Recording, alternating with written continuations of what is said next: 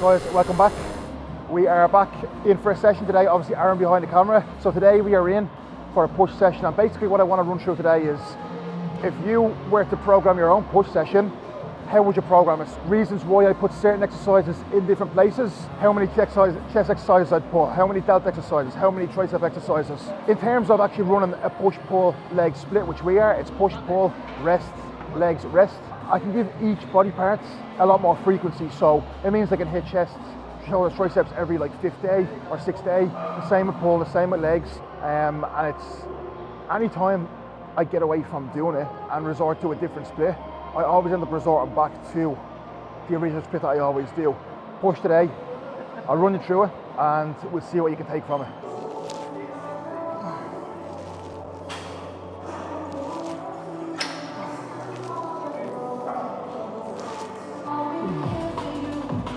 So, yeah.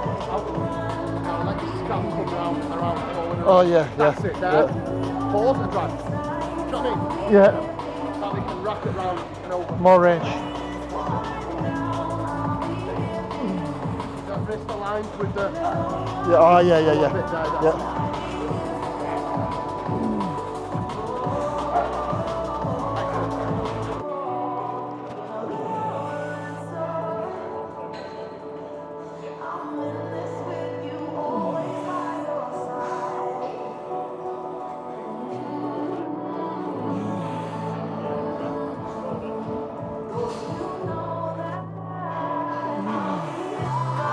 Okay, so first up today, we have a standing Y raise with a cable.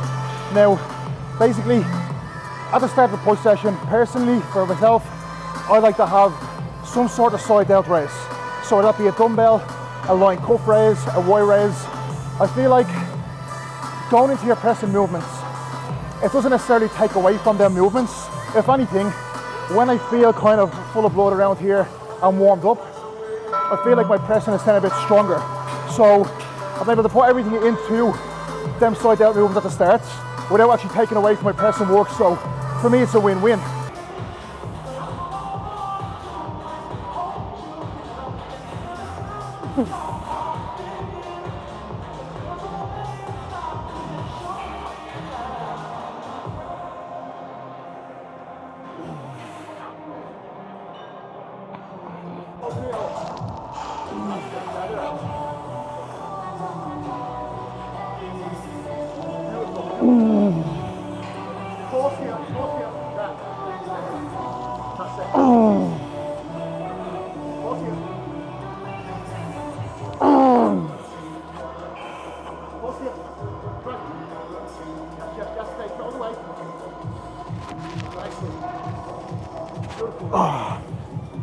Oh.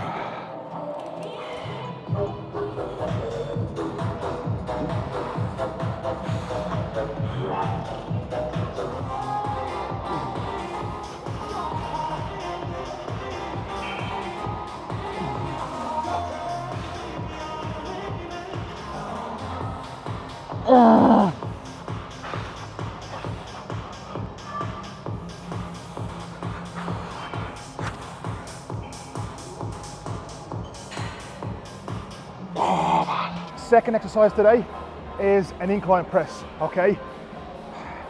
It's gonna depend on where you're trying to focus more. Like if you have a weak kind of chest or if you have weak delts that you wanna bring up, I feel like that determines what that second movement will be. So it could potentially be a high incline press or like a shoulder press, or it could be a flat press or an incline press.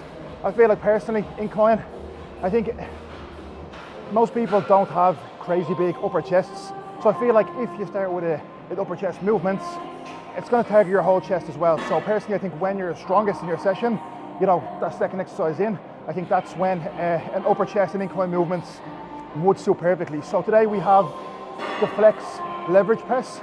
I feel like doing a flat press first, it could be an option, but I feel like, again, like I said, most people don't have really strong upper chests. So I feel like maximizing that first of all, I think is definitely a good option. If you're trying to bring up your shoulders and they're your main priority in a push session, like a shoulder dominant session, what you could do here as a second movement could be a high incline press or a shoulder press, such as like a dumbbell press, a barbell press, a Smith press, or a machine press. But a good option here could be a high incline, a steep incline, so it's not directly at a shoulder press, it's kind of like one notch back, and this will be a lot of delta, yes, but also a bit of upper chest too.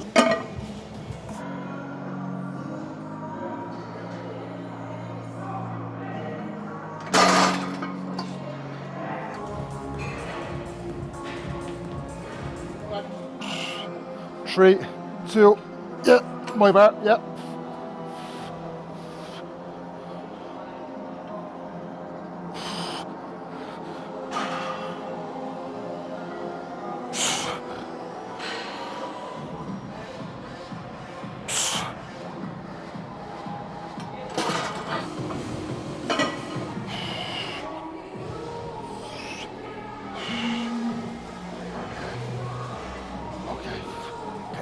Three, two.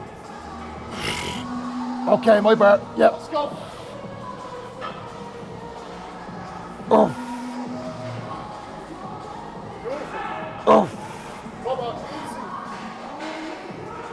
Oh. Oh. Easy, come on. Oh. Right, easy. Come on. Oh.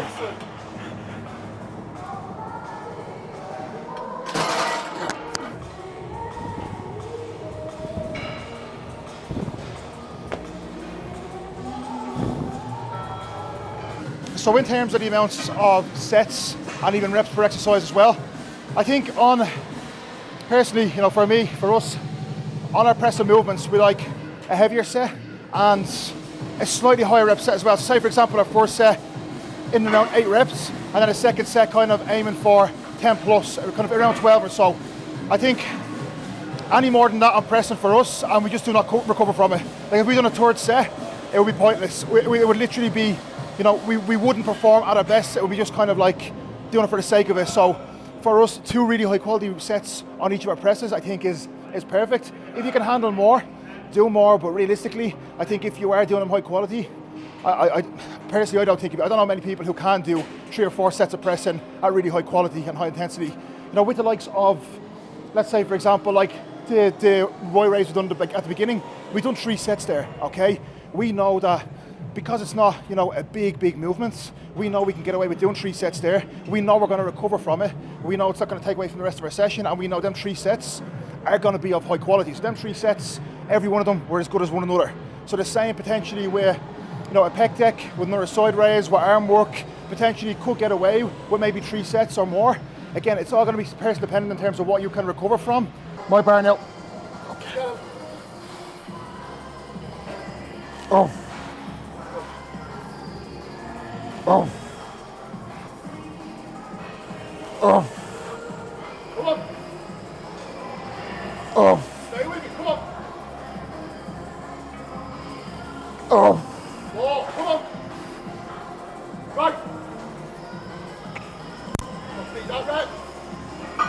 Easy, strongest one. Oh, fuck. We have high incline Smith now, but there's only one bench that we like using.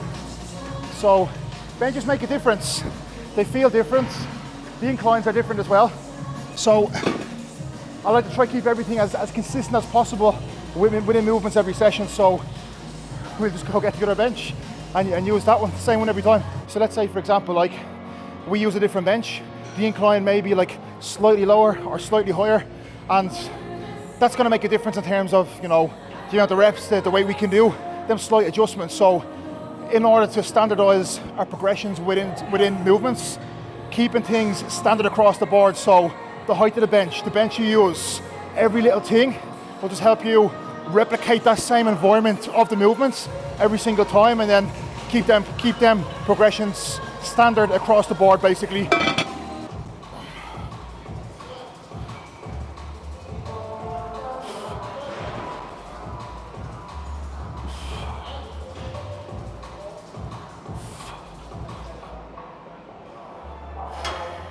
Third movement today, we are running with a high incline Smith press. So for us now, again, you can even class this as a shoulder press, but as you will see, the bench is kind of like around 75 degrees rather than like up at 90. So for us, it allows, when you come down into it, it's still going to be shoulder. It's also going to be kind of the top line, like across the upper chest as well. But if you have that bench up at 90 degrees, it's definitely going to compromise the shoulder joint as well, and you won't be as powerful. So when we have it that notch back, you're a lot more powerful out of that bottom position, and actually feels a lot more comfortable on the shoulder joint as well. So it's safer, you've more power, and it still is hitting the shoulder if you actually go through it. So third exercise in, again, depending on where your weak areas are, you know, if you want to literally just focus on chests, you could run potentially a flat press now, machine, dumbbell, Smiths, or again, if your priority here is shoulders and you've done a shoulder movement on the first session, you could potentially do a flat movement or an incline movement for the second one. See what I mean? So I'll always have two presses there, but it's just going to depend on where your priorities lie and what you're trying to prioritize, whether that be shoulders, chest, upper chest.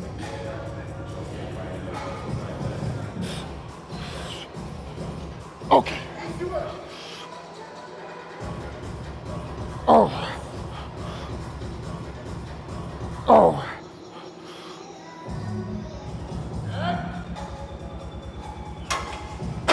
Ah, fucking hell.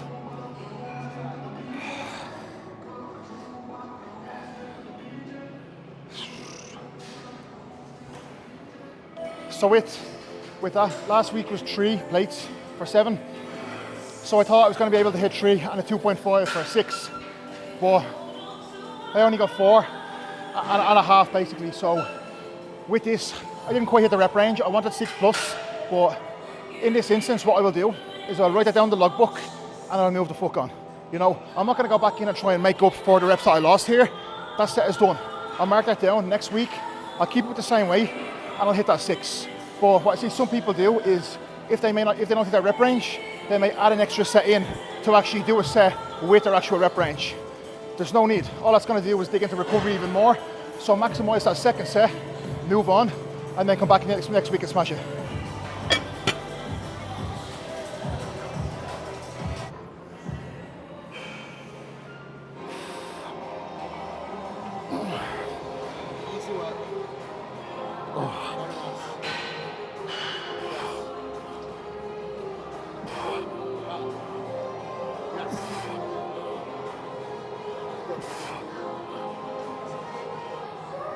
Oh. Again.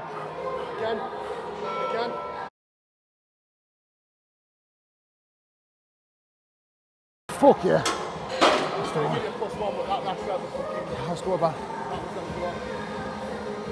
That's one up. That was a better set. Yeah. Do you know what it was? It was like I went to that first set and I felt like I forgot how to press. I was like, I went into it and I was like, where do I normally look here? Fucking. So that time. So when I come down into it, I usually follow the bar with my eyes down in, but I don't know what the fuck I done with that first set. Fucking mad.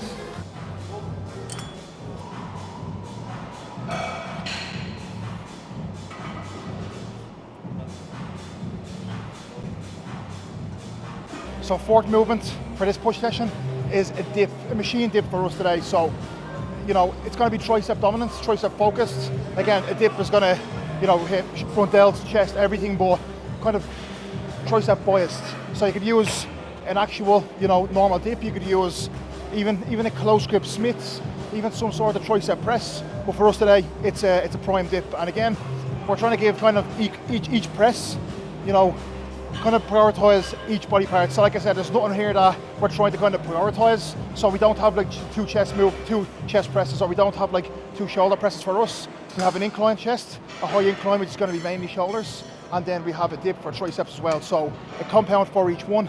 Whereas like I said, if you are trying to prioritize chest, you could have 2 presses and then maybe a dip, or 2 chest presses and maybe a shoulder press.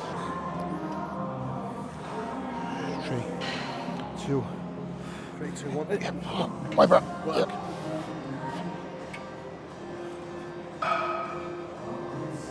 Oh.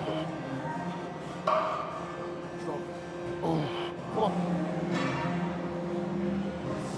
Oh.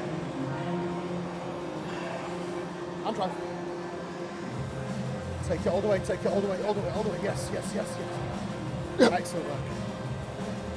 Oh yeah. You're not going to be able to just like target like one specific muscle group within a dip. You can kind of bias an area. For me, I try to stay up as tall as I can and really allow them elbows to travel back, okay? And for me, that's going to bias a lot more tricep. If I lean over into it a little bit more and then come down, it's going to be a lot more chest as well, okay? So the same way a normal dip as well, not just a machine. If you lean forward into it a little bit, you will bring a lot more chest into it. So for me to really prioritize tricep here, I'm trying to stay tall. I'm trying to allow them elbows to actually travel as well, just to really lengthen that tricep as I'm coming into it. So again, you can't just target one muscle within this movement, but you can kind of try and bias a certain area more than another.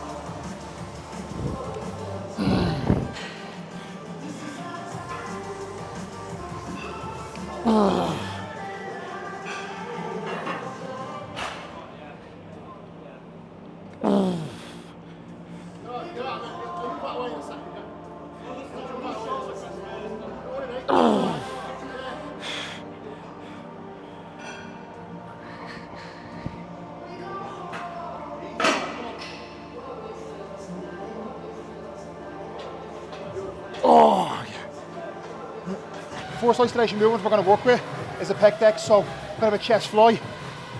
We're going to run 2 sets here. Again, you may get away with three plus sets on this, depending on your recovery. But for us, we just know that 2 sets on this is going to be pretty much max in terms of what we can recover from. But yeah, again, if you are prioritizing maybe delts, you could do your first isolation, then after you're pressing, as you know, another side raise variation possibly. But for us, prioritizing kind of more so chest, so we'll do this before we go into any kind of side raise after this. So 5th exercise in.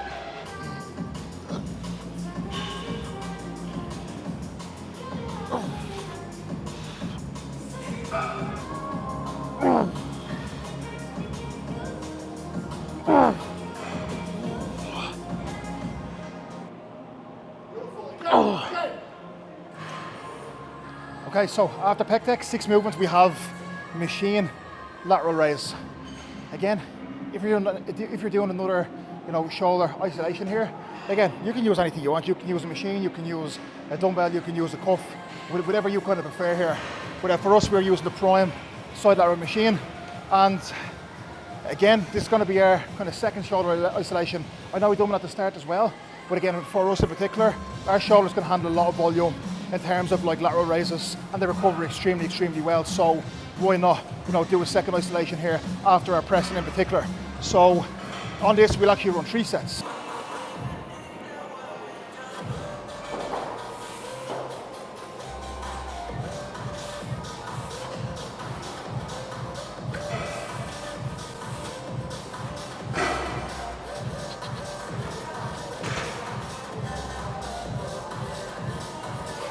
Fucking hell, man. Okay, so getting towards the end of the session, we have single arm tricep push down, which I will go through now. This is the first of 2 tricep movements I will run on a push day. I will try and run with a movement such as a push down, and then I will try and run with some sort of overhead extension for the long end of the tricep as well, really focusing on that length and range and the stretch. So I'll run through that in a second, but first of all, single arm push down. And again, I think arms in particular, they're small muscle groups, so they can handle a little bit more volume. So I will run 3 sets on this push down again. With obviously push pull legs, etc. People say, are you targeting enough arms? Okay, and personally for me, mine are still pretty weak, but I feel like one thing that's definitely helped them is, instead of getting to the end of your session and just kind of switching off, still trying to take that same intensity with your arm work as you do with the likes of your pressing work. And as well, I feel like within a push-pull leg setup, if your arms are lagging, you could then maybe put them at the start of a leg session, a couple of sets or the end of a leg session, so we're getting more volume with them across the week as well, because they recover pretty fast because they're a small muscle group. So First movement here, single arm push down, and then we go from there.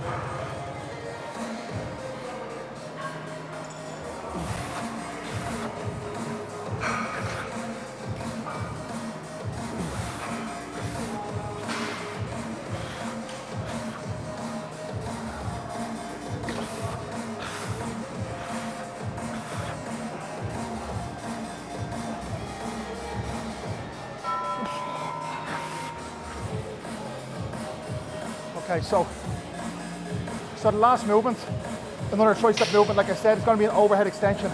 So personally for me, I like an overhead extension single arm with a rope. As you would see, I have very bad mobility with my shoulders, kind of getting it overhead. So for me, single arm just suits it a little bit better. I can rotate myself into a position and, you know, actually adjust my arm rather than being kind of dual arm. So that's why I do single arm. You could do dual arm rope. You could do skull crushers. You could do, single arm seated overhead extension with a dumbbell. Any kind of overhead extension like that will target that long head of the tricep. You'll see in this, I'm spending a second in the stretch. So what I'm really trying to focus on here is that lengthen position, is that stretch position. So I will spend 1 to 2 seconds in the stretch of every single rep. It's going to be difficult because when you come down to the stretch, you're going to want to bounce straight back out because it's going to, you want that kind of stretch reflex. But to make it harder, hold yourself in that stretch while keeping that tension on and then drive back through it. And it will make a big difference. So that is the last movement.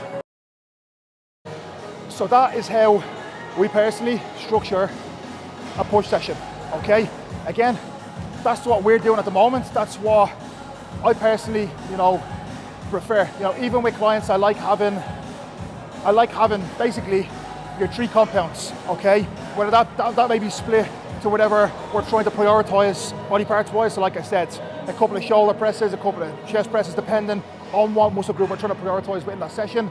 Then I like, ideally, an isolation for chest, an isolation for delts, maybe 2 like we done today, and depending on if you're looking to bring them up and depending on recovery. And I think we can get away with 2 for triceps because like I said, we're looking to work the different heads as well. So, you have your normal push down and your overhead as well. So that's personally kind of what I would like my push session to kind of contain. But again, that's me personally. You could structure it completely different. But if you're struggling, take a look at this, take on board kind of what I touched on, and then implement this and try and structure your own session alongside this as well, or even copy that session and see what you think. So yeah, that is today's push session. Hopefully you did take something away from that, kind of pick up a few bits in terms of how I structure mine and tips on what you could take away for yours as well to actually implement into yours. So yeah, that's push. I will go through kind of legs and even a pull session and break that down in detail like that as well over the next few weeks too. But I hope you enjoyed this one. Please do like, subscribe, share as well. It would mean a lot. I'd appreciate it. But other than that, I'll catch you in the next one. Thank you very much for watching.